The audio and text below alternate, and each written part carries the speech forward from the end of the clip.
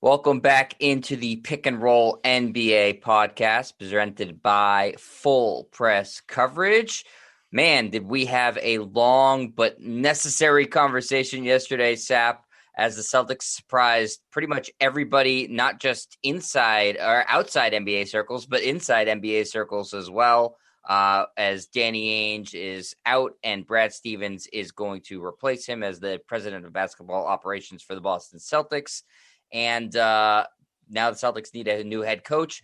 Again, we talked about for a long time yesterday, but Sap, I still have some lingering thoughts because it is about the Celtics, and that's how I spend most of my day thinking, okay, what's going to be good or bad for the Celtics? I have a sickness, clearly. I think that's how you are with LeBron, right? You're just thinking about Not what's quite that, right. Jed. Not 24/7 thinking about LeBron. Let's hope not. That would be somewhat scary. Maybe you need another hobby or Yes. something else to do besides sit at your palatial desk and decide what you are going to do with the Boston Celtics. Because just to let you know, Jet, you're not the general manager yet. Maybe you will be because Brad Stevens, maybe in a year he's coaching elsewhere and there'll be some new people they want to bring on board. And I'll give you a letter of recommendation. You can't do any worse than Danny Ainge did the last 2 years. I appreciate the letter of recommendation. I do think I would do a great job. I don't think I'm going to get the job, unfortunately. No. I also think I've said way too many mean things about the ownership group now for them to ever want to hire me. So that ship may have sailed. But since we talked about for like an hour and a half yesterday, we hit on pretty much every point I wanted to get to, except for I was thinking about this more and more, and it was frustrating me more and more last night. And I texted you about this late night, Sap, as we were watching the Mavericks game, I believe. Mm-hmm. I think the Celtics really, really did themselves a disservice not opening, at least giving the appearance of opening this up to a wider search for the next president of basketball operations. The fact that it looks like it was a backroom deal and done seemingly with haste, and they didn't even really look at other candidates. Certainly, they didn't interview any other candidates that we know about. If they did, it was only internal candidates. And that they didn't look at a person of color. After all this conversation the past week was swirling around Boston and racism, and we know the Celtics have a great track record historically with this, but still, the narrative is Boston racist. And the Celtics, I think, could have done themselves a huge favor in really looking at minority candidates here, and instead did the opposite for themselves, like I just said, a disservice by just promoting the white head coach who has no front office experience. I saw Stephen A. Smith was upset about this, but not so much about Brad Stevens getting the job, but that black players aren't advocating as much for black executives, and that he said, black head coaches never get this opportunity to be elevated from their position to this position. So I think the Celtics really shot themselves in the foot. And I'm just, do they even have a PR team there, or like people talking to ownership being like, hey, this might be a bad look? I'm just so confused as to why or how they made this decision. It just doesn't make sense to me 24 hours later. To me, it was just a way to save money. Again, Brad Stevens is owed 6 years in excess of $40 million. If you fire him yesterday, you owe him that money. Now, if he goes and signs with another team, there is offset language, so who knows what's going to happen in terms of dollars and cents, but it's still going to cost the Boston Celtics a big chunk of change. And I think this ownership's gotten a little bit tighter with the dollars, some out of necessity because quite frankly, the dollars are not coming in the last year and a half because of the pandemic. So you don't have people in the stands until just the last home game against the Brooklyn Nets, and the Celtics aren't playing again at TD Garden till the fall. So there's not that money coming in. So one way to save some money is we're just going to promote the coach, quote unquote, promote the coach who we think failed, because he's really a coach. I don't think of Brad Stevens as an executive. He's a coach. I picture him with the whistle on his neck, X's and O's and all of that stuff. So now we're going to promote him to president of basketball operations because we're going to have to pay him anyway. So that's, I think, what the message sends from Wyc Grousbeck to Celtic Nation. And that's the biggest reason they just did that. Sure, they should have had some sort of search here to look at potential candidates. We mentioned Chauncey Billups not not just as a coach, but potentially as a president of basketball operations. The Cleveland Cavaliers, kicked the tires on Chauncey Billups. In fact, I thought it was a done deal a few years ago and it fell through. But why not look at someone like Chauncey Billups? Or you mentioned Grant Hill, someone that you're a big fan of, potentially being that guy, although now he's going to be running USA basketball and That's he's why I probably wanted got his him to time. be. But you do like Grant Hill quite a bit. But someone like that who's so well respected, that would have made a lot of sense. But they weren't firing Brad Stevens and giving him a $42 million check out the door. That just wasn't going to happen. So Jeff Goodman was on local radio earlier today, and Jeff Goodman, who works for a stadium, is really plugged in with Brad Stevens. He's close to him. He puts the over and under 18 months, that in less than 18 months, Brad Stevens will be gone, that there's going to be a team out there that wants him as their coach in the NBA. He's not going back to college because it's much more difficult to coach in college than it is in the NBA because of, the one and dones and the transfer portal. It's really, really difficult to the point where, all-time great coaches are hanging it up, albeit older coaches like Mike Krzyzewski. So I don't think Brad Stevens wants to go back to college. He wants to remain in the NBA, and he's good enough, obviously, to coach one of the 30 franchises in the NBA without question.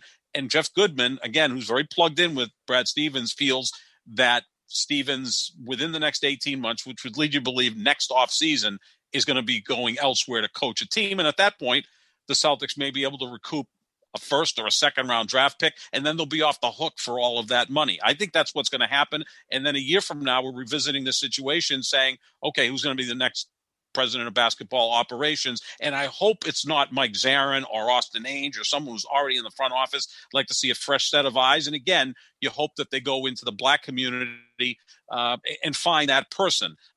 I hope that in the meantime, their next head coach is a former black player. And again, we're all on board with Chauncey Billups or Sam Cassell. Those are the two leading candidates coming from us. And I think those are two of the leading candidates according to Las Vegas. So they tend to know things. So that would be great. That'd be a step in the right direction if it's Sam Cassell or Chauncey Billups. And then maybe they're revisiting the president of basketball operations a year from now. This was just a way to save money for the Celtics. I'm convinced of that.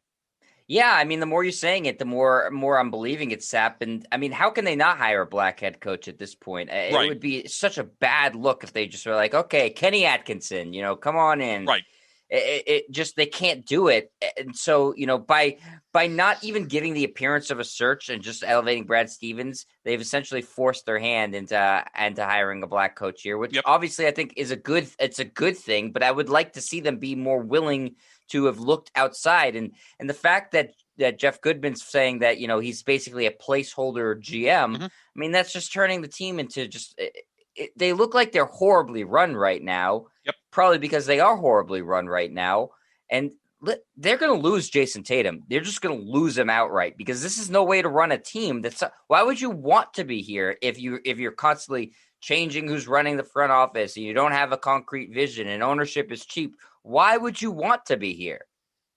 Yeah, because Jason Tatum becomes really the most important person in this organization. He's your best player. He's young. You have him signed for 3 more years, and you would think he can recruit players to come here.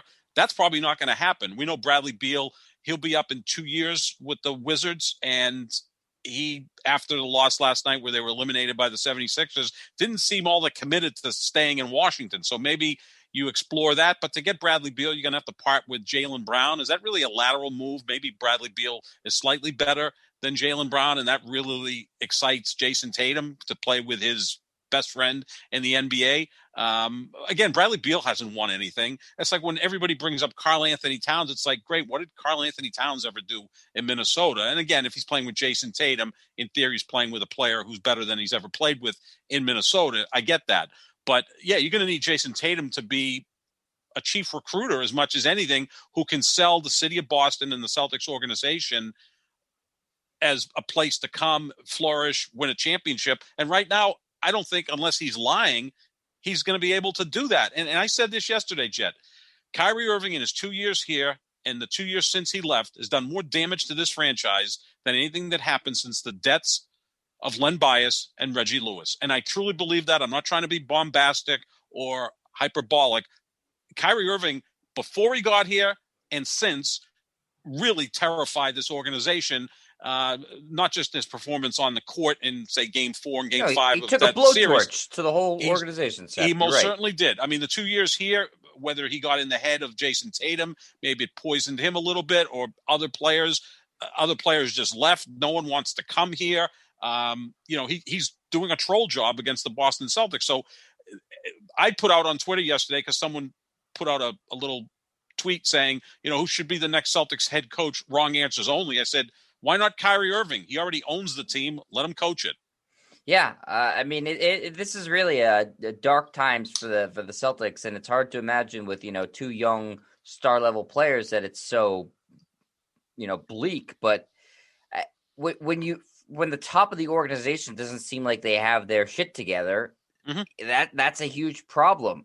I mean, that's the problem that they've experienced in New York for 30 years now. I'm not saying that Wyc Grousbeck and Steve Pagliuca are James Dolan, because that's a whole other level of insanity. But this just, the way they did this just rubs me the wrong way, whether it's for monetary reasons, like you said, whether it's just like to save face because they didn't want to look like they're completely cleaning house, and that they, made a wrong decision giving Brad Stevens an extension after the bubble last year, which obviously they did. I don't think anybody thinks, now almost a year later that was a smart move to extend him. And all the praise they heaped on Brad Stevens and Danny Ainge during the season, as it was increasingly obvious that Ainge wasn't doing his job well and Brad Stevens had lost the players, the ownership group looks foolish. And the fact that they did not have any sort of expansive search for the most important position on the team really rubs me the wrong way. And then I see that there's an article yesterday, I think in The Ringer, by Kevin O'Connor, where he floated that they could have had Sam Presti potentially, and he would have been potentially let out of his contract in Oklahoma City, because they're always looking to save money there. And Sam Presti is from here, started in the Celtics organization. I think he's one of, if not the best general managers in basketball. And the Celtics had seemingly no interest or didn't even reach out. I don't understand it. What about Brad Stevens makes him such an intriguing candidate for this position, other than we don't have to, cut him a check? That's the biggest reason, right? I mean, I think the worst contract on the Celtics, hell, the most damaging contract in all of the NBA is Kemba Walker's contract. But the second worst contract, the second worst contract within the Celtics organization is Brad Stevens right now, because he was extended as a coach. I mean, that's what he is. And now you're saying, well, he's not going to be able to coach this team, but we don't want to cut him a $42 million check. If you do that and you show Brad Stevens the door and have to pay him $42 million, and then you bring in Sam Presti, you're going to have to pay him in the $6 to $7 million range. Now you're paying $12 to $15 million for your president of basketball operations. And again, they're tightening the belt there because the pandemic did some damage to pretty much every team in the NBA, right? I mean, they're obviously doing well with the national TV rights, which is a little bit shaky because ratings are down. And the whole bubble experience was something that I think basketball junkies enjoyed watching, but not the casual fan, because it was off calendar, right? Like who the hell watches the NBA Finals in October when you've got the NFL and college football and the World Series taking place? So I mean, the sport is in a really good place, but I think in terms of like the finances of the NBA for the next year or two, a bit shaky. And I think Wyc Grousbeck, I don't know how much money he has and his investors have. We just assume that every guy that owns a sports franchise had unlimited money. We see what happened in Houston with Tillman Fertitta, who took a bath during the pandemic because he's in the entertainment service industry, which basically shut down for a year. So I think that weighs into this also. I mean, they're rich. They're all rich, but there are different levels of being rich. And maybe the Celtics just have to tighten the belt. And that's the reason behind saying to Brad Stevens, we're paying you, so here's your new job. And hopefully, if he doesn't do a good job, which you kind of, do you want him to do a good job and be stuck with him? That's a real catch-22 situation. But if he's not, then, someone will hire him as a coach, and then you're off the hook of that money that you owe him. Again, there'll be that offset language that gets involved somehow. But that I think what could happen, and I'm just basing this off earlier reports.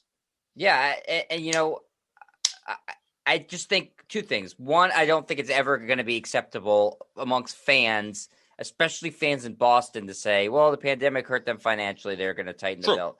People, it's just, the optics are terrible. Nobody's going to buy it. Listen, especially after an offseason where the Patriots just spent a ton of money. They were impacted by the pandemic. The Bruins went out and got Taylor Hall. I don't know what the cap ramifications were, but the optics were good. Okay, they're going for it. They're loading up. Yep. And the Red Sox obviously have been kind of cost cutting, but they also have the second highest payroll in Major League Baseball. So you can't really accuse them of cheaping out. And the Celtics, of the four major sports teams, have had the least success over the last 15 years, 20 years. I mean, obviously the Patriots have 6 Super Bowl championships. The Red Sox have 4 World Series.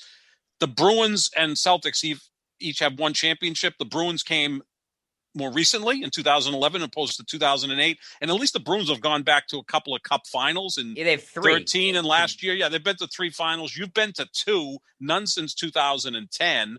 And you had this well-publicized rebuild. And like I said, in the summer of 2018, most people agree that at some point the Celtics would win a championship over the next 3 years. LeBron had moved to the Western Conference. You looked like you were going to be the dominant team in the East. You had all these great pieces. And now they're all gone. You have Jason Tatum, Jaylen Brown, Marcus Smart, and the coach of that team is now the president of basketball operations. It's like if you were Rip Van Winkle and fell asleep in the summer of 2018 and woke up now, you'd say, what the hell happened to that franchise? And whoever was in charge of it did a real poor job. Yeah. So the last point I want to make on it, Sap, is this. And it's kind of rehashing what I've been saying. What qualifies Brad Stevens for this job, especially to the point you keep asking that question. That's not one that can be. But they keep saying this is what they keep saying, Sap. He's a smart basketball guy. Well, you're believing them? I'm a smart basketball guy too, honestly. You're believing them though, so don't believe them. Be cynical like I am. As you get older, you get more cynical. I think you're dead on, Sap. It's all about money. You're the only person I've heard talking about this too. Why haven't I been hearing this on the radio or on national coverage about it? Maybe because I'm a deep thinker, Jet. Maybe that's what it is. I'm just naturally cynical. I've also, not that I owned a basketball team, but I've owned businesses, and I understand how some things get painted a certain way, and you're like, man, I'm not paying this guy to go coach somewhere else or to, go play golf for 6 years. I mean, if they fired him, Brad Stevens could go join the PGA Tour if he wanted to. Apparently, Danny Ainge may join the senior tour for all we know. And actually probably could pull off playing on the senior tour and running a team because it was apparent that he liked to golf while I was here, which it was kind of strange that when he said, now I can golf more, and Wick Grossbeck threw a little snide remark at the press conference, goes, well, you've been doing that anyways. I don't think that should be taken lightly. I think there's some resentment there. And I think it goes back to that conversation that he had last week on 98.5 The Sports Hub. Here's, the face of your franchise, the guy who runs your franchise, he's doing a weekly hit. Have the common courtesy of doing it on a hard line, an ISDN line, or through Zoom. And you know what? Book your tee time a little bit later. I mean, maybe I'm being an old fart here. Maybe because I disdain golf, that, like if someone's golfing over doing something they're supposed to, I kind of lose it at some point. But that to me was someone who was completely aloof, out of touch. And then when he responded to the question about race with, I haven't heard anything in 26 years here. Again, 7 months after one of your best players posted on the Players Tribune about racial problems that he confronted while playing in Boston recently.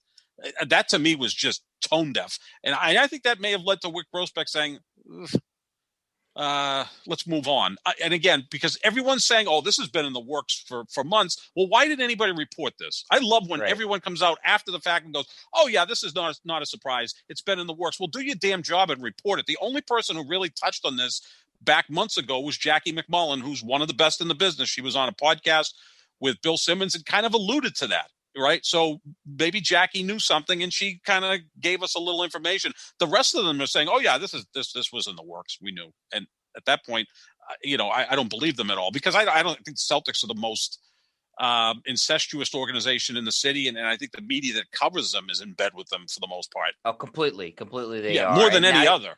Now you're hearing, rumors of, well, maybe he's not done. It's not really retiring. Maybe he's going to go join the Utah Jazz. Well, if I'm the Jazz, I think if I'm the GM there, I've done a pretty damn good job We were the Right. 1 seed this year. Do we really need to bring in Danny Ainge, who's kind of screwed things up in Boston? Like, why are they rushing out to get Danny Ainge? And is Ainge going to be a number 2 guy in Utah? No, Like a hell no. consultant? You know what I'm saying? He's going to be the guy. This is like, he's not anywhere in the same league of, say, Jerry West or Pat Riley. Those are 2 of the greatest executives in the history of the sport. But, here comes Danny Ainge back to Utah, where, by the way, he is a god. Is he going to be like a consultant? That's never good. And maybe in Portland because he's from Oregon originally. Well, those 2 teams are still playing. And who the hell is he recruiting as a leader of an organization? Like I said, Pat Riley is in that exalted position with the Miami Heat. Pat Riley can recruit because Pat Riley is perceived as a cool guy, even though he's 75. The hair, the suits, the tan. He's called the Dawn. That's his nickname, the Dawn. So players respect him. Danny Ainge doesn't appear cool to me. He seems like a 62-year-old white guy that wants to golf. That's exciting.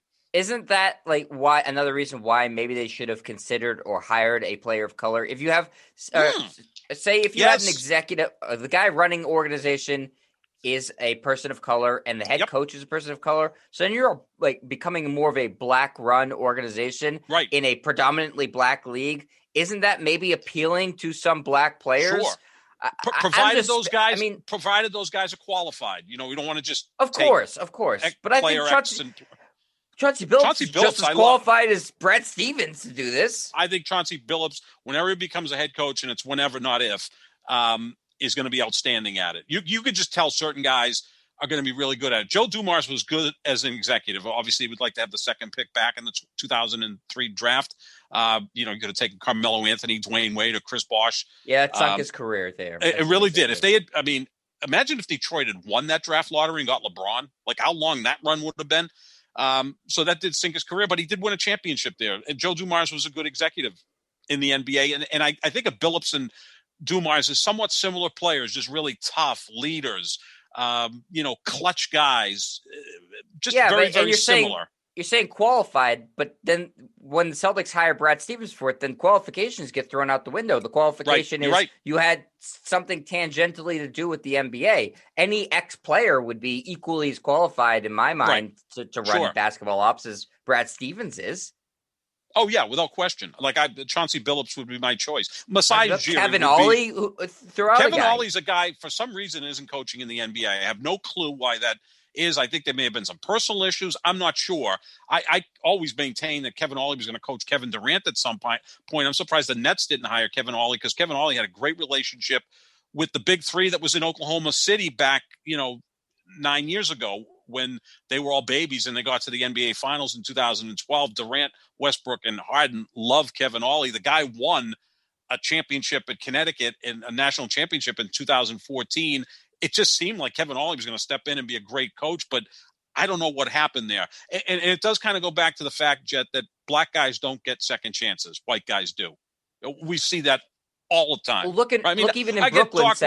Doc Rivers is on his 14, but he's been good everywhere he's coached. And he's Doc Rivers. Doc has a different skill set than just about anyone else because Doc commands a room, right? I mean, like Doc's a guy who, if he walks into the room, he's the focal point. He's just got that type of personality, always has.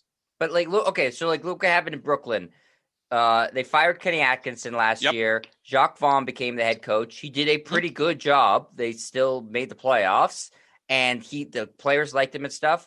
And then had experience. And then they hired Steve Nash, who had never coached a game. Right. Who still looks like he doesn't. Well, that's maybe the case still with Steve Nash. So I'm not sure if he's ever coached a game. Matters to teams. No, he was a great player. He brought along Mike D'Antoni, who has had a career where I think eventually he'll end up in the Hall of Fame because his offense is unique and he's had a lot of regular season success, but no postseason he's got a lot success. Of wins. Got a lot of wins, and it's a style that I think the league uses more and more. So he's been impactful in that sense. I think they may have brought Nash in because he did have a connection with Kevin Durant when they were both at Golden State. Nash was kind of some sort of consultant with Golden State. So I think he had a good relationship with Kevin Durant, and then bringing D'Antoni in, maybe they were thinking so far ahead that, look, James Harden's going to bail on Houston and this could be a draw to bring James Harden to Brooklyn. Besides Kyrie and Durant, another reason I think that Harden has flourished and was interested in going to Brooklyn was Mike D'Antoni. He had great years with him as his coach. I mean, James Harden became a great player under Mike D'Antoni. Now, he would have become a great player under anyone, but he did flourish under D'Antoni more so than, say, Kevin McHale, who he didn't necessarily respect. Sign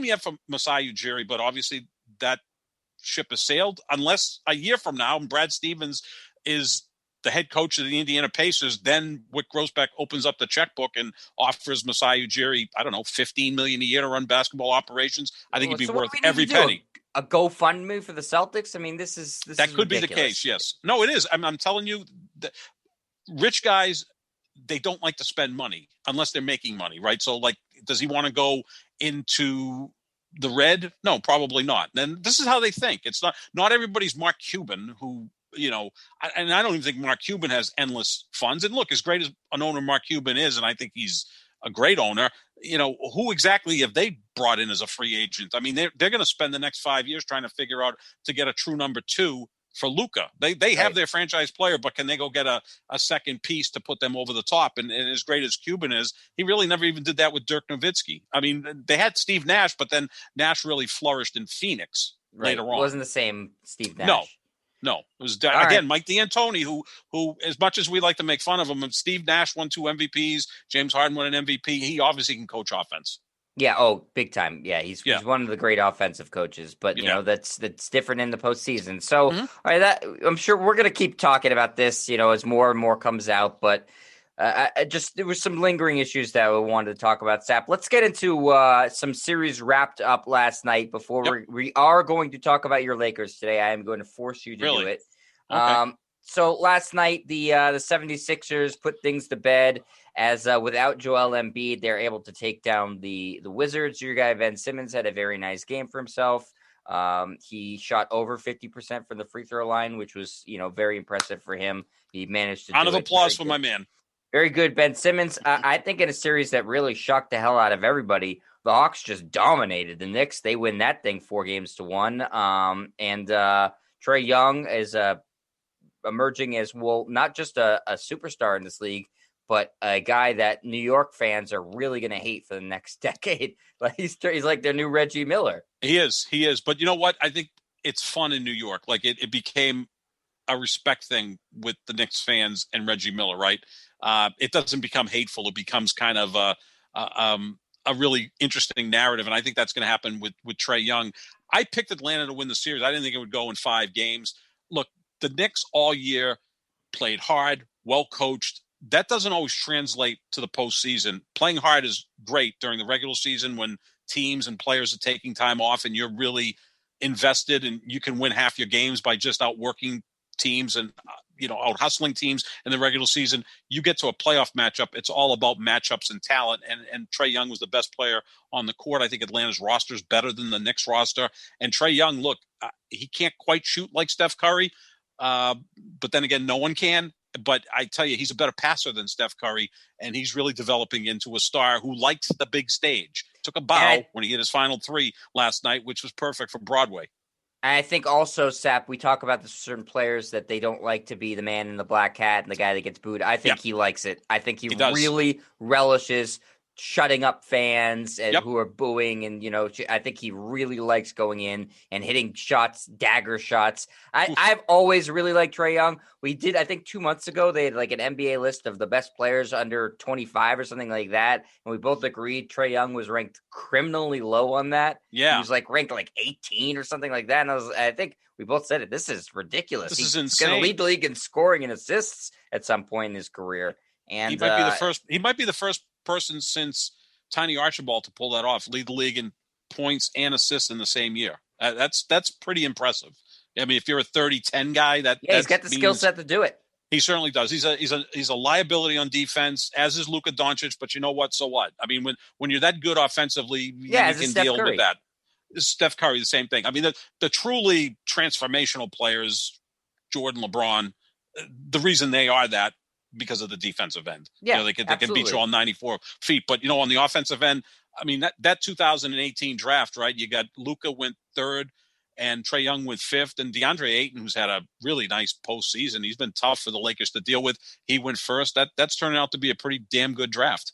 Yeah, absolutely. And I think that if the Mavericks, we'll talk about them in a second, do get bounced in this round here, I think most everybody agrees Luka's a better player than Trae Young, but I think Trae Young takes that personally, and I think it's not the gigantic gap as maybe some people were thinking. It worked well for both teams. I think that Trae Young is perfect for Atlanta, and I think that Luka Doncic is perfect for Dallas. So I'm not going to bag on Atlanta for making that trade. I don't think it was that horrible for them, because I don't know that Doncic would be the same type of player in Atlanta.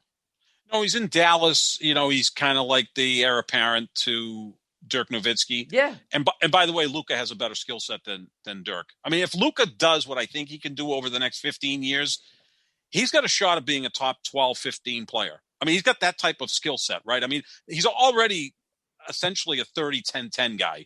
What do you have last night? 42 points, 14 assists, and he's 8 going rebounds. Up the guy who I think is the best defensive player in the league, typically. Yeah, and he's dominating him. Yeah. Jet, he's played 11 postseason games in his career. He already has 4 40-point games.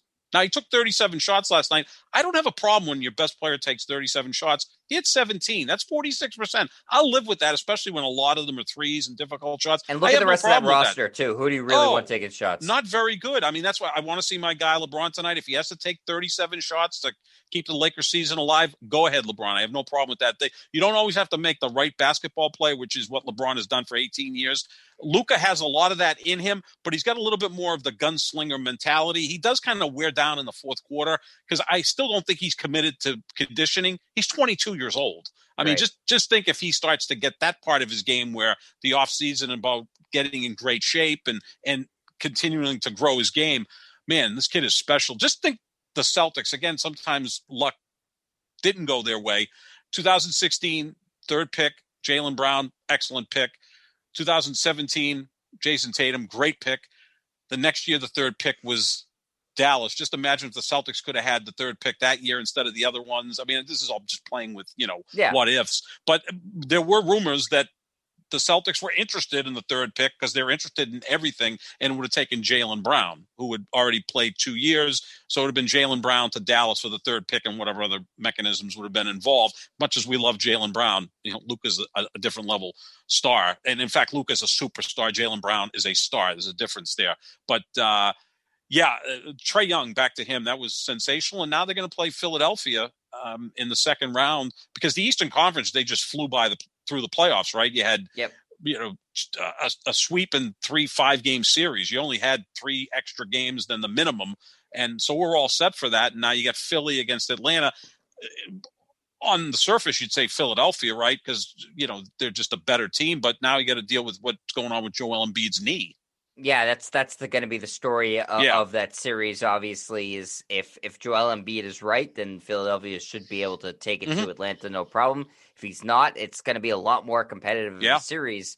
Obviously, Philadelphia has Ben Simmons, who is a wonderful defensive player, and I think, most of the time's a liability offensively, but he was pretty good last night. So he'll be checking Trae Young, I would imagine, a lot. So other guys on Atlanta are going to have to step up. Atlanta's a very good three-point shooting team. They have a couple of nice bigs in Capella and Collins. I like their roster. I really do like Atlanta's roster. I think they've done a good job building it out. And obviously, Bogdanovich is a drop-dead three-point shooter. Yeah, I think they found the right coach for them, too. Oh, man, 31-12 since he took over. Lloyd Pierce not looking particularly good. I hear he's a leading contender for the Celtics job, but I mean, holy crap. How can you hire a guy after the team wasn't even in the playoffs when he left, and now they just they dominated in the first round? Shouldn't Atlanta get that tag interim head coach off of Nate McMillan's title? Yeah, they should name him president of basketball operations. Absolutely. I mean, if it doesn't work out in Atlanta, that should be your first phone call, is to bring that Nate McMillan to the Celtics. That's not going to happen, obviously. I mean, unless Atlanta's really screwed up, he's your coach going forward, because I've always liked Nate McMillan. Players respect him. He understands the defensive side of basketball because he was a dynamite defensive player. He's always had Indiana always in contention. They were never a team that could quite get over the top, but And they were always a Portland was pain to good when play. he was the coach there Portland was too. good there, and maybe if Terry Stotts is gone, I don't know if again they leave this interim tag on him. Maybe he goes to Portland. I'm sure Dame Lillard would love to see that, because I think if Portland loses tonight, that Stotts will be gone by Yes. tomorrow. Yeah, I agree. So, the Atlanta Philadelphia series is going to be until we know more about Joel Embiid. It's virtually impossible to really Right. predict it. He has a small meniscus tear, but they're still listing him as day to day. I don't really know how those two things make sense. Like, I didn't even realize you could play through any sort of meniscus tear. It's the meniscus tear, I guess, and from what I've heard is Dr. it's kind Sapichetti, yes. yeah, Dr. Sapichetti, because I know everything. Again, if you just follow the Lakers, you get to learn about all the body parts because of Anthony Davis injuring them all at this point. The small meniscus tear, it's kind of a flap in the knee, so if you can play through that, but if the flap gets into certain areas, it can be very painful, and it's very, very tiny. So they're hoping it doesn't impede Joel Embiid. I think he's going to miss the first game and be ready for the second game. The thing is, Embiid, like Anthony Davis, gets hurt a lot. He's a huge guy. I mean, he's 7 feet, 300 pounds. He's just unstoppable. And he's also a guy who cuts to the basket, drives to the basket. He's not Shaq or Kareem, who would go down the court and set up in the low post, and that was his game.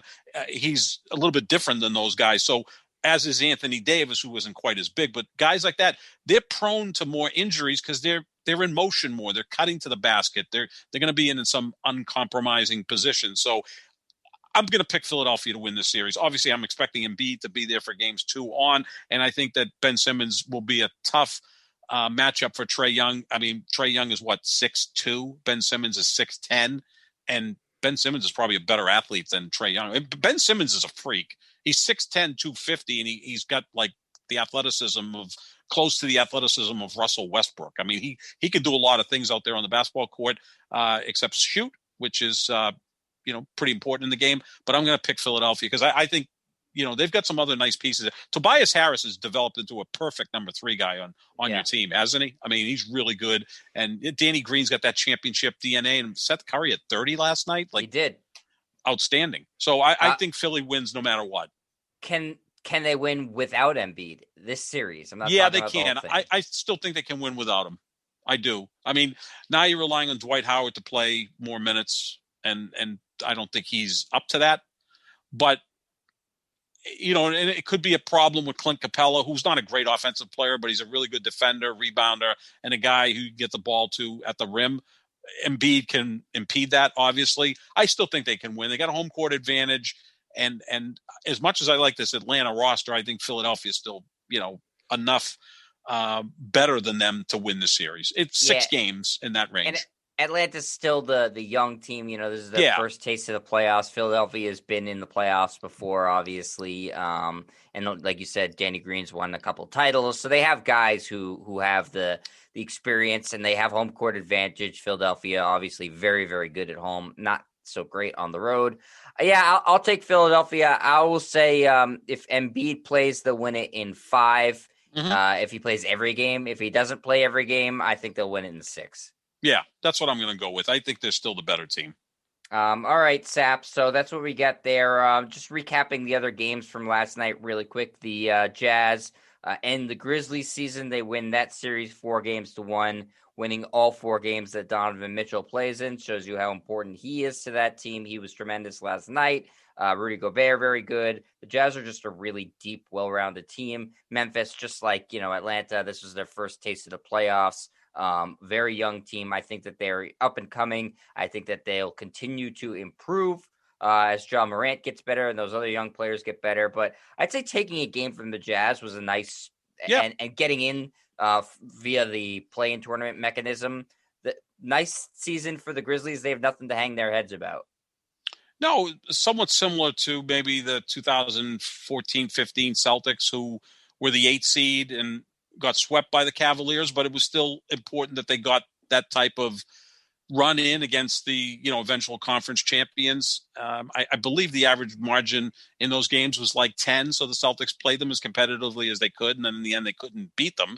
And I think you saw that with Memphis. They were in the games, and then at the end, Utah, which again, Utah has a lot of things that could lead to a championship. You wouldn't think so, because if Donovan Mitchell's your best player, is that good enough to win a championship?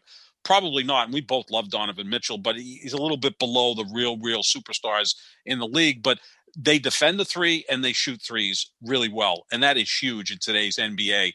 And that could get them, going further. And they'll play the winner of the Clippers, Dallas, which the most ridiculous and unpredictable series I think I've ever seen, where the road team has won every game. Maybe Dallas will end that and wrap it up in 6. But Utah's impressive.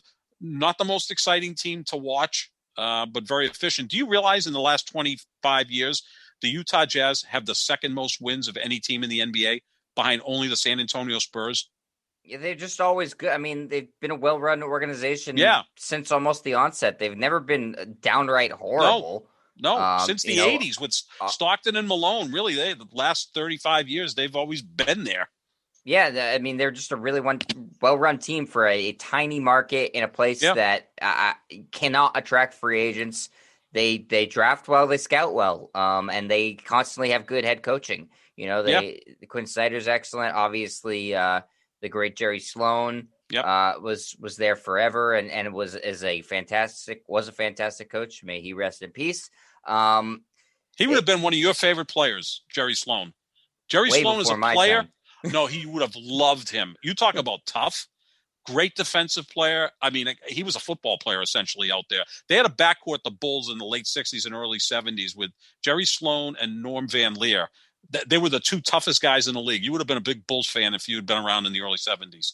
The Jazz, impressive. And like you said, they're going to take on the winner of this Mavericks-Clippers series. That makes no sense. The Mavericks win that game in LA last night. Luka Doncic had 42 points and 14 assists. It was an excellent game. The Clippers had their chances late. The series makes no sense. No one can really make heads or tails of it. No. Do you want to even venture a prediction as to who's going to win that one, or want to save it until you actually have a Game 7, or that looks like it's going to happen because of the home team? I'm not going to be around. Remember now, tomorrow you and Mike Wallen are doing the podcast. We're not doing much on the weekend, so the next time we do ours is Monday. By then, all of these series will be over. So I'm pulling for Dallas because it doesn't appear the Lakers are going to win the title. So now I want to make sure that other narratives don't happen to damage my guy LeBron.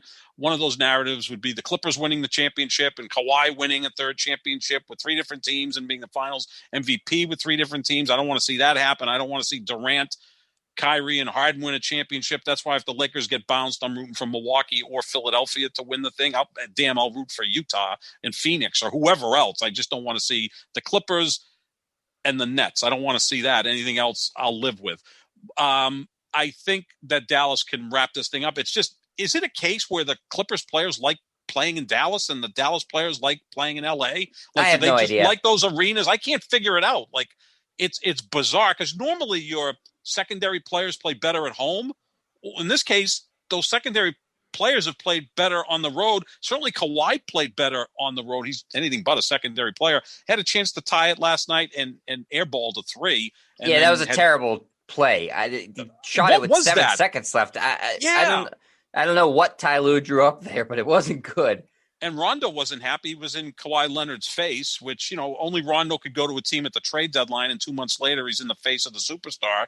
And the superstar is non-communicative in the case of Kawhi Leonard, so he probably wasn't even hearing what Rondo was saying. But I wouldn't put it past it because I still respect the hell out of the Clippers because you've got Kawhi, who we've seen what he's capable of doing, and Paul George is playing pretty well in this series. He hasn't been a disaster like he was last year. And they've got other guys like Rondo always would scare the hell out of me in a big situation, although it doesn't seem to be there this year for him. I'm rooting for Dallas. I want to see more of Luka. I think Luka against Utah would be kind of a fun series. It's just like a lot of fresh faces out there. Donovan Mitchell, he's been in the league for several years, but now he's getting a lot of attention. And I think the league wants Luka to be successful, partly because of his pigmentation. I'm not going to pull punches with that, even though he's not an American player.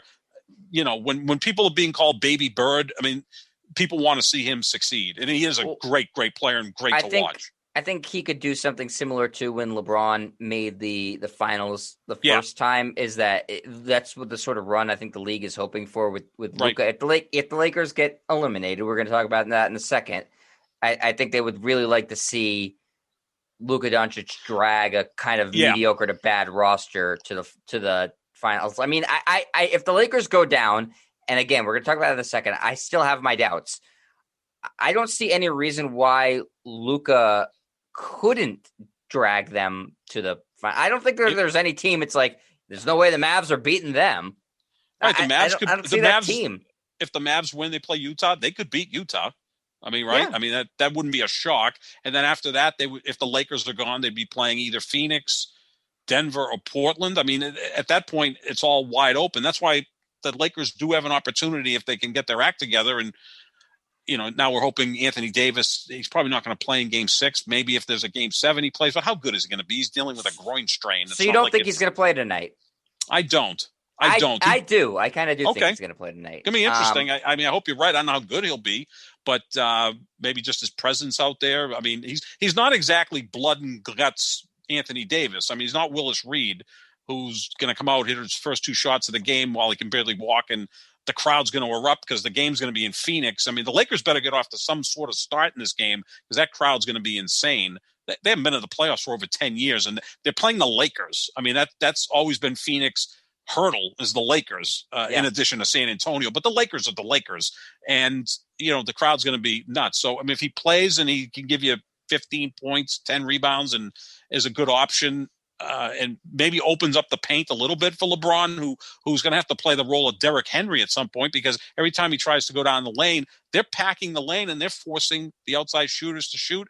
And the Lakers are shooting less than 30% from 3 in this series, Jet. The only team in the playoffs that shot worse from 3-point were the Washington Wizards, and that was with Russell Westbrook chucking up balls from 3. I mean, you almost can take them out of the equation.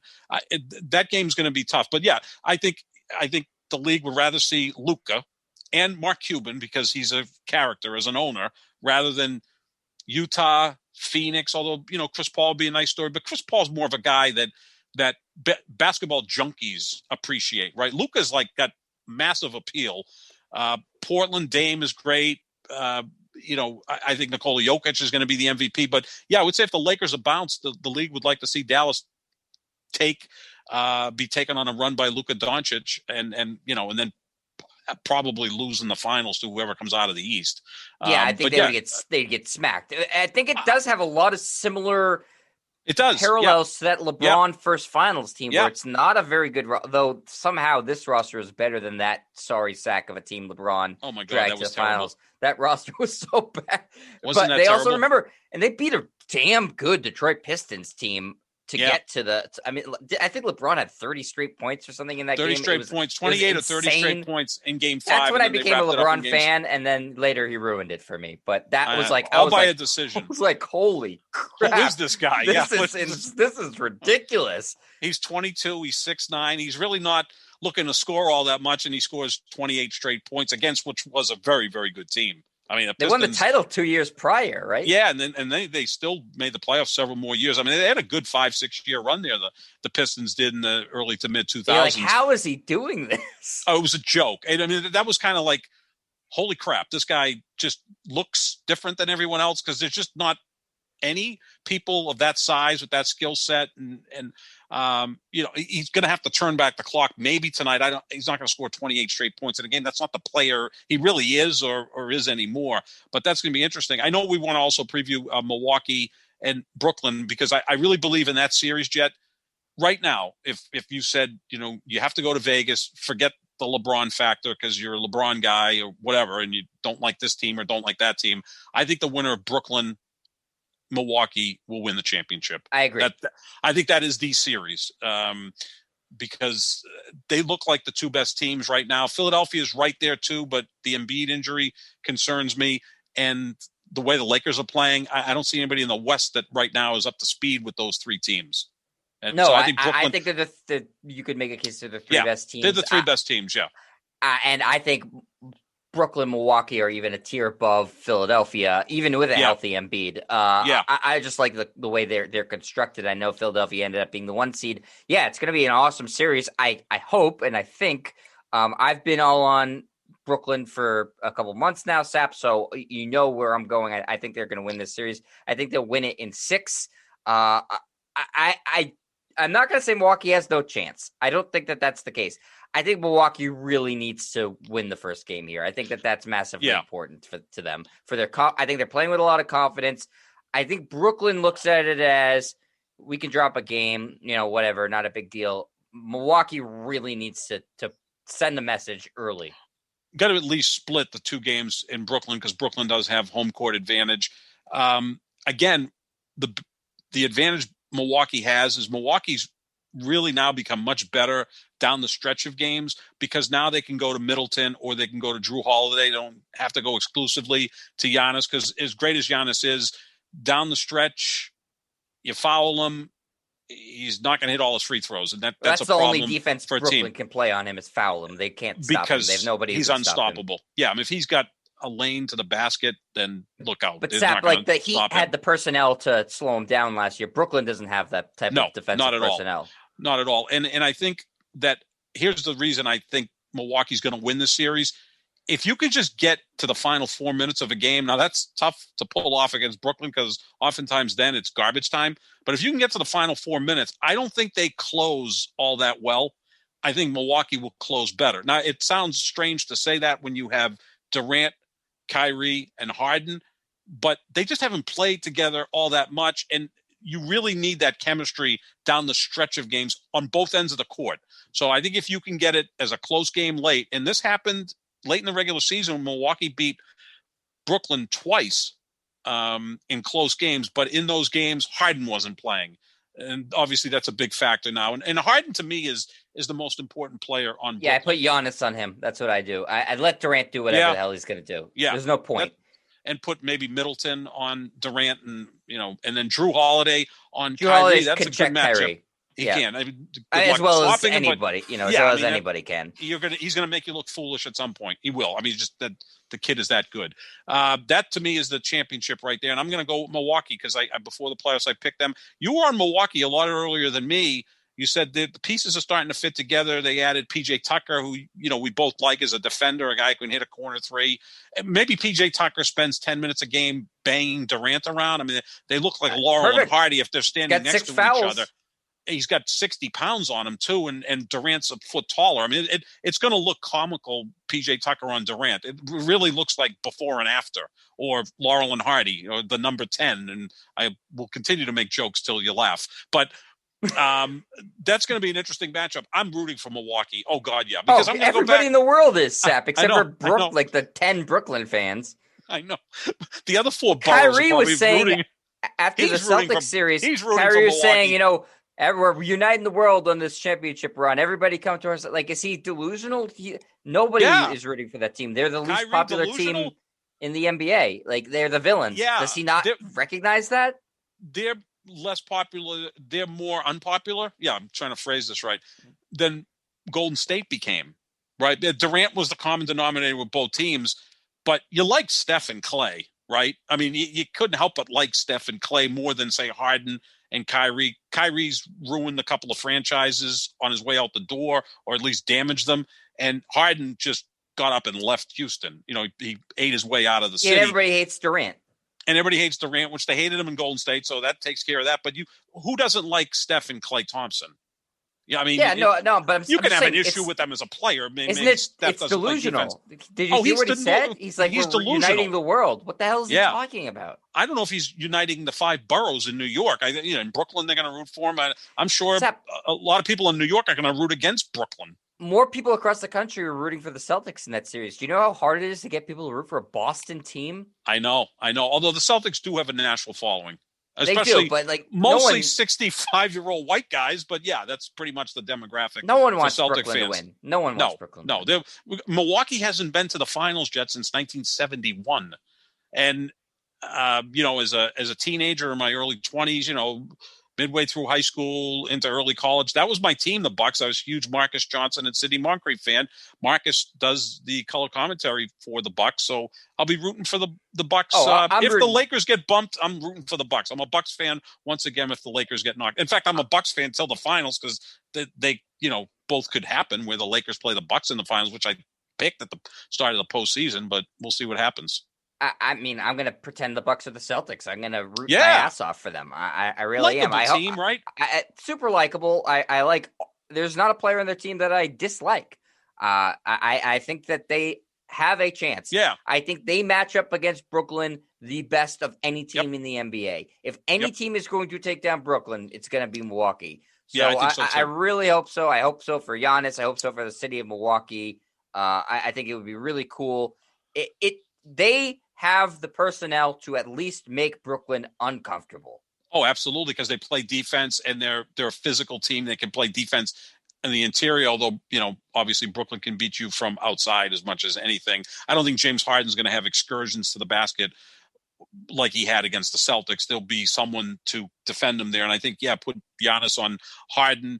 Look, whoever guards Harden's going to get exhausted, but Giannis appears to me to be like the best conditioned guy in the league. Remember. They don't. And I think Giannis is a guy who is just so well conditioned. Like Russell Westbrook, Giannis, and Ben Simmons, to me, I just look at them and go, these guys look like they could run forever. I mean, they're all in their athletic prime. Westbrook maybe a little bit outside of that, but he's such a great athlete and competitor. Those guys look like they've got boundless energy, and that's what you need to derail James Harden. I'm going to go 7 because I don't think the home court's going to be as big. Like I could see Milwaukee going into Brooklyn and winning in 7. I just see that as a 7-game series because I think the teams are very, very evenly matched. Do you worry from Milwaukee that Dante DiVincenzo was out? Not a great player, but still a good role player. Okay. Because it's going to be more minutes for Pat Connaughton, who serves nicely coming off the bench, but now he's in the starting lineup. And DiVincenzo's a 10.6 rebound guy. Scrappy defender, can hit the 3. I mean, it doesn't help, but you're not too concerned with that. Yeah, I think they can survive it, no problem. Okay. I mean, he wasn't going to make or break this series. The margin of error is thin, but I don't think it's that thin that DiVincenzo was going to be tipping the balance there. So you have Milwaukee in 7, I have Brooklyn in 6. All right, Sap, 2 games tonight. Nuggets Trailblazers. The Nuggets are up 3-2 after an all-time double overtime game the other night. This game is in Portland. Just answer me this question. Do the Blazers extend this to a game 7, yes or no? Yeah, Dame will go off again. Although the only thing is with Dame, I mean, how exhausted must he be? He has really no help here. CJ McCollum has regressed as a player. He's had some injuries. He's not what he was, say, 2-3 years ago. So there's more burden on Dame Lillard. I mean, he's counting on 37-year-old Carmelo Anthony to be his wingman. They just don't have enough, but I think he's so great. That crowd's going to be up to 10,000, I believe, for that game. I trust Dame Lillard. I think he's going to show up and have another huge game. I mean, look, he had a huge game in Denver and wasn't enough. Denver's the better team, but I don't like the bet against Dame Lillard. The zigzag says Portland will cover the very small line. The zigzag right now is 16-15 in the postseason, which is it's okay. So I think Portland will get this home. I do think the league needs some sort of game 7s, right? I mean, like, is every series going to be over in 6 or less? We thought this was 7 from the beginning, so I'm not going to go against series. Yeah, I'm not going to go against Portland it now. Tonight. Yeah, I'll agree. Portland's favored by 5 points. I'll take Portland with the 5. -5. I feel pretty comfortable with that. So hopefully that does go to 7 because it's been a fun series, really fun series. Oh yeah, as expected. And then Zap, we'll wrap up with your Lakers and the Suns tonight. Can I ask you a quick question? Why did LeBron leave with 5 minutes to go in last game? To get early treatment. Did 5 minutes of time make that much of a difference? Oh, well, it's 5 minutes on the play clock, but that's probably about, we know NBA games, although it was a blowout, 15 minutes. Yeah, did that make a big difference for his status tonight? He's got a lot of injuries, ankle, shoulder, a lot of things going on. Is that good leadership? Well, if he sat on the bench, were they going to make a miraculous comeback? See, he can never win, right? So he didn't play all that well in the first half. So at some point in the third quarter, I would have just sat him and said, just get ready for game 6 because this game is over. Now he goes out in the third quarter of game 5 and gets 17 points. And all the people that hate him say, well, he's just padding his stats. Okay, well, he was playing. He scored 17 points in the quarter. If someone came along for the ride, maybe they make a miraculous comeback. Not likely, but no one else played well. But Oh he's man, padding were his they stats. bad? So, I mean, Dennis Schroeder's been horrible in this series. He's cost himself $20-30 million, right? Because he rejected a 4-year, $90 million offer from the Lakers. When he becomes a free agent, the Lakers aren't going to be interested in him. They'll move on to someone else. What's he going to get now? 4 years, 75. $64 million. Yeah, I mean, so he's cost himself a lot of money in this series. He's supposed to be their third best player. Now with AD out, he's supposed to be the second best player. No, it's not a good look for LeBron, and LeBron understands that. He knows he's the most scrutinized athlete in the world. I don't even think it's close. Tiger Woods was for a while, but Tiger's not really. It makes him look like anymore. what Skip Bayless says he is, which is a front runner, which is not what you want to be to appear to be. Yeah, no, it wasn't. It was not a good look. And then of course you get James Worthy comes out, and look, I love James Worthy. Talk about the perfect third guy on a team behind Kareem and Magic. That was pretty good.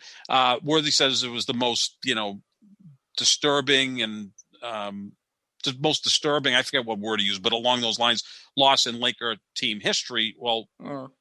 What about Game 6 against the Celtics in 2008 when the Celtics won by 39? Kobe meddled in it at that point. Or I find worse, because I was at that game and I was rooting for the Lakers.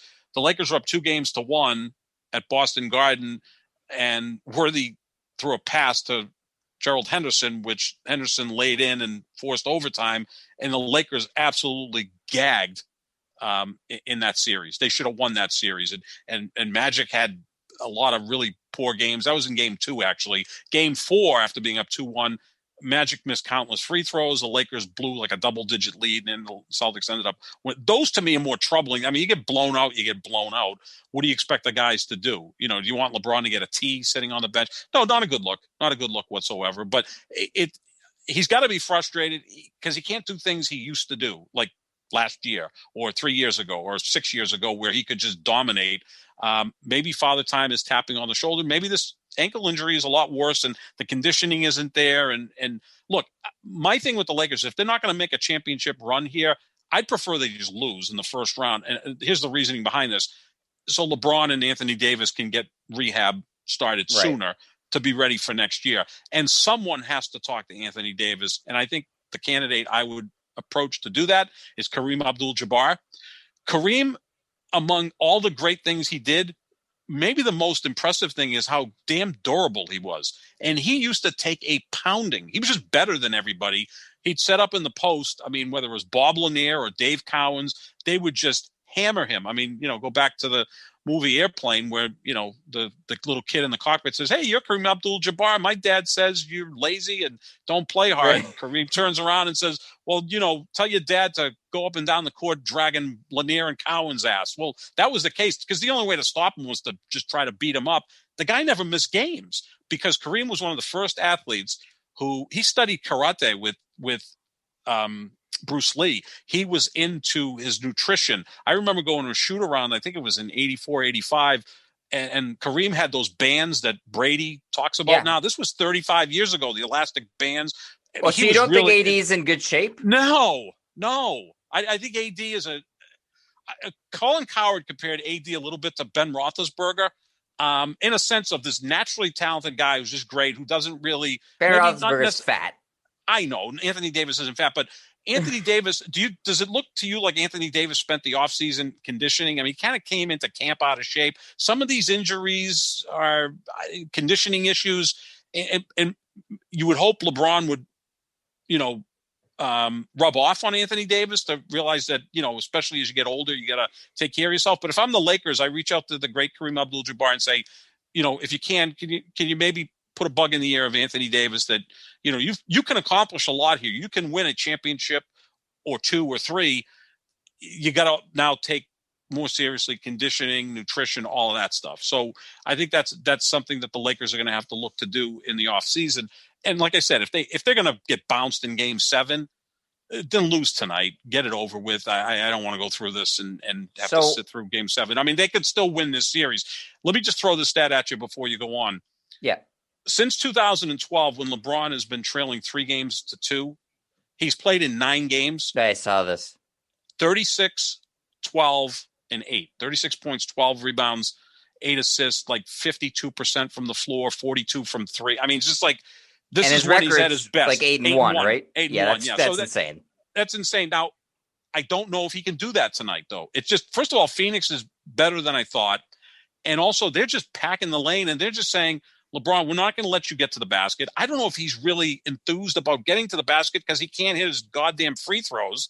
He's averaging like 3.5 free throw attempts per game in this series. His career average in the postseason shocking. is 9. I mean, you would just think with a couple of superstar calls, he'd get to the free throw line. He's frightened at the line right now, as is Ben Simmons and Giannis. And I mean, these great players can't shoot free throws, but they're daring the outside shooters of the Lakers to shoot, and they're shooting less than 30% from 3. I've not quite figured out when the Lakers go big, and that would involve Anthony Davis playing, they should play big. And they did in games 2 and 3. They rolled out with Drummond, Anthony Davis, LeBron up front. That is a massive front line, and then they played big. But oftentimes they have a big lineup out there, and then they chuck up three-pointers. I mean, so far in the postseason, Jet, 43% of LeBron's shots are three-pointers. He's a decent three-point shooter. He's not Steph Curry. Like, I want to see him. I've said this for years, and Grant Hill brought it up. Your guy Grant Hill brought it up the other night. I want to see LeBron in the post more and more as he gets older. He's such a great passer. He can pass out of the post a la Meadowlark Lemon. Magic, late in his career, worked out of the post, and that great passing I don't think he's willing to do it. Enhanced. It's something he's a guy that's always adapted, right? I mean, he became a better three-point shooter. I think his mid-range game got better. He's never had the drive to the basket, stop and pop game that Kobe and Michael had. He's too damn big to do that. You can't be 6'9", 260 and come to that sudden stop the way MJ or Kobe could. It's just too big. But I would like to see him more in the low post. He's a great low post player. He can use either hand.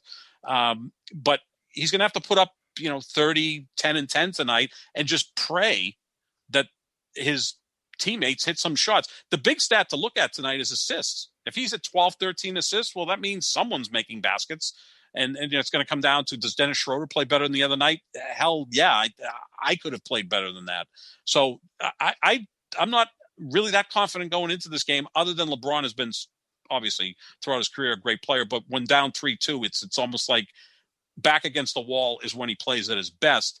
I just don't know if he has the physical ability right now. I think he can do it again in the next year. But as we speak now, I just don't think he's much more than 80% the player he has been in the past because of injuries. I don't think he's lost it. I think the injuries have kind of added up, and he's not all there. And I don't know how locked in he is right now to this. Yeah, I mean, well, I'll tell you why, because, and again, I'm going way too long here, but he's always been, 0 dark 30 in the postseason. He's tweeting about awards that his vodka company or whatever tequila company won. Right. Like, that's not LeBron. LeBron's usually a pretty focused guy.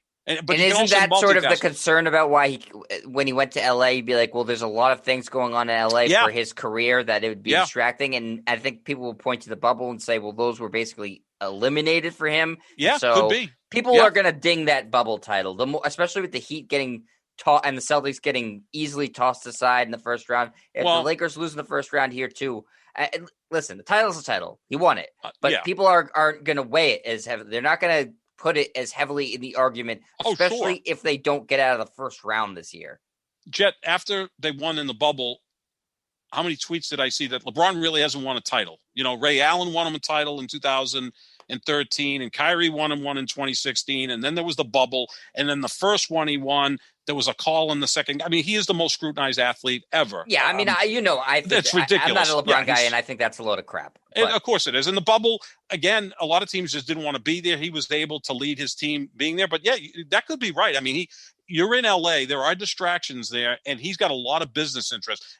LeBron's not James Harden worrying about going to the strip club. He's got other things going on. Right. He's got a family. He's got his son playing basketball. He's got 2 other kids. Movie's coming out soon. He's got this tequila company. I think he's a big investor in Blaze Pizza.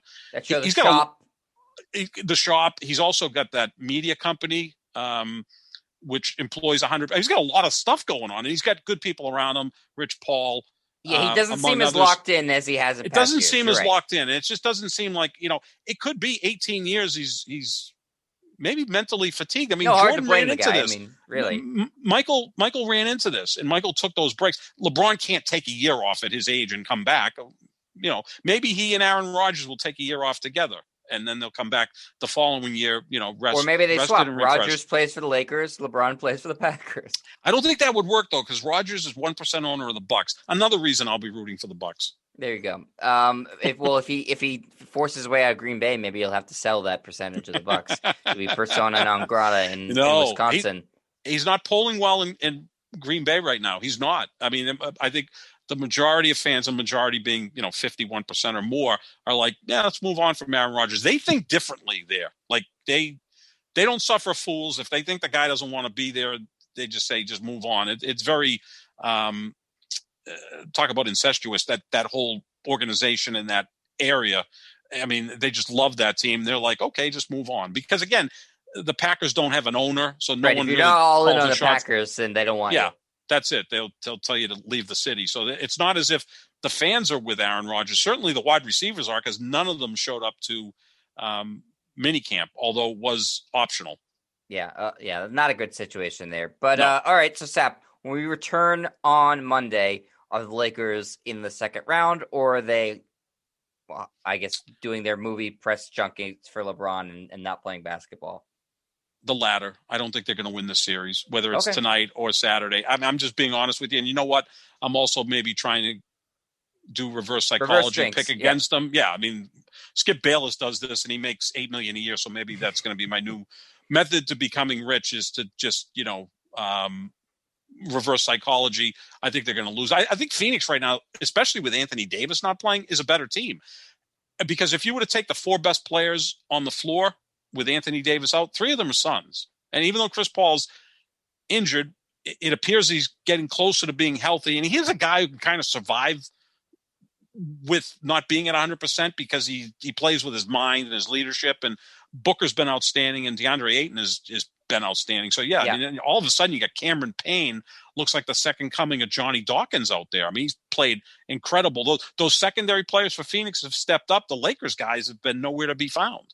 Yeah, I think the Lakers, I'm not going to back off of it. I still think they're going to win the series. I think Davis plays tonight. Even if he doesn't, I think the Lakers win the game. Okay. Because I've just seen LeBron do it too many times. That record put his back to the wall is outstanding. Incredible. And he may not be 100%, but I still think I just don't think that highly of this Suns team. I think they're a good team. Mm-hmm. I think that LeBron has the ability to, even without Anthony Davis, be able to beat them. If he wins tonight and they win tonight, I know the Game 7 is in Phoenix. Phoenix will be pissing their pants. Oh, yeah, in a Game 7 against the Lakers and LeBron.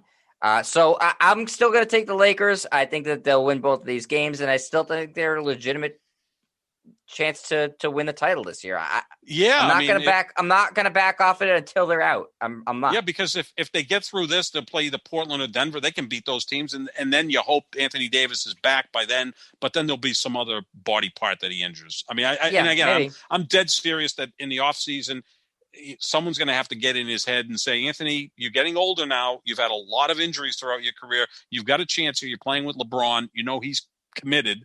You've got to be committed as well with your body. And maybe Kareem Abdul-Jabbar is the best person to use for that. But I still think, as I say that, I don't know if today's players are like even impressed with that.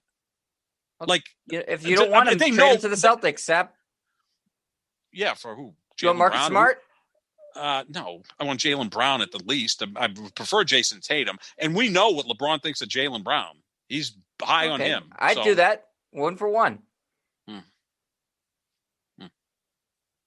You're considering it. I'll talk to you Monday.